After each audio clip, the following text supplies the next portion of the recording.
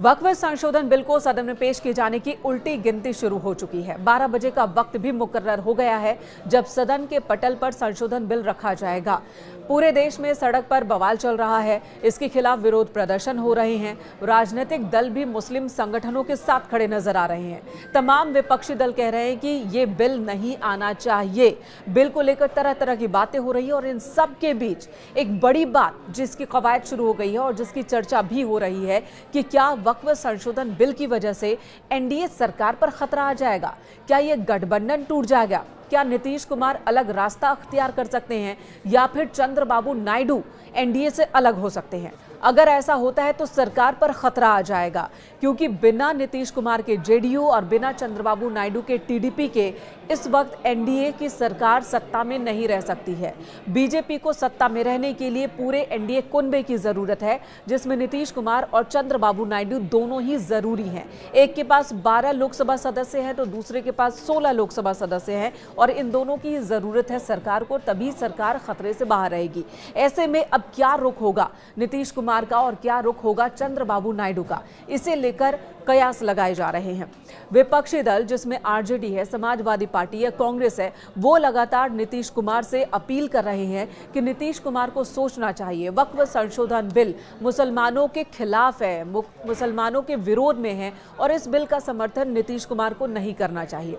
हालांकि जेडीयू सांसद और केंद्रीय मंत्री ललन सिंह कह रहे हैं कि संसद के अंदर ही उनकी पार्टी रुख साफ करेगी कि वो इस बिल के साथ में है या इसके खिलाफ है। वहीं एमएलसी हैं जेडीयू के गुलाम गौस, जिन्होंने कहा कि वक्फ संशोधन बिल गलत है, इसे वापस लिया जाना चाहिए।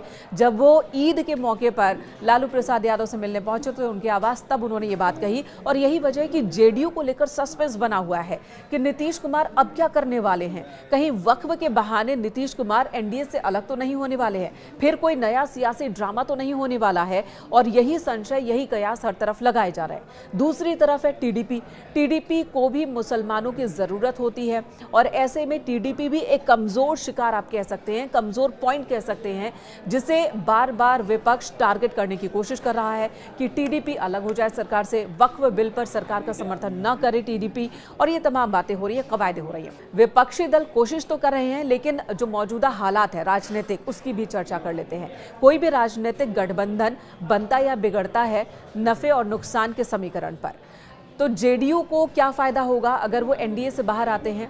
मौजूदा परिस्थिति में हम देखें, इसी साल बिहार में इलेक्शन होना है, लेकिन जेडीयू अब इस बात को साफ साफ समझ चुकी है कि मुसलमानों का बहुत ज्यादा वोट उसे नहीं मिलने वाला है, क्योंकि मुसलमानों ने आरजेडी की तरफ खुद को शिफ्ट कर लिया है। पिछले लोकसभा चुनाव हो या फिर विधानसभा चुनाव हो, जिस तरह से आरजेडी को विधानसभा चुनाव में समर्थन मिला था मुसलमानों का, अब ऐसा तय माना जा रहा है कि बिहार में मुसलमान वर्ग एक बार फिर पूरी तरह से एकजुट होकर के मुसलमानों के साथ चला गया है।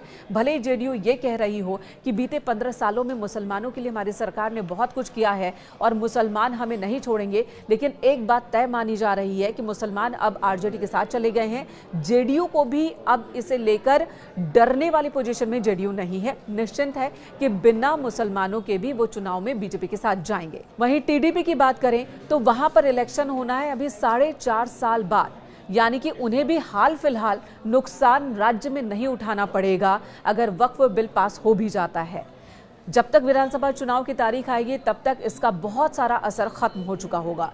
ऐसे में जो सियासी पंडित है वो तो यही कह रहे हैं कि वक्फ बिल पर ना तो नीतीश कुमार और ना ही चंद्रबाबू नायडू एनडीए से अलग होने वाले हैं।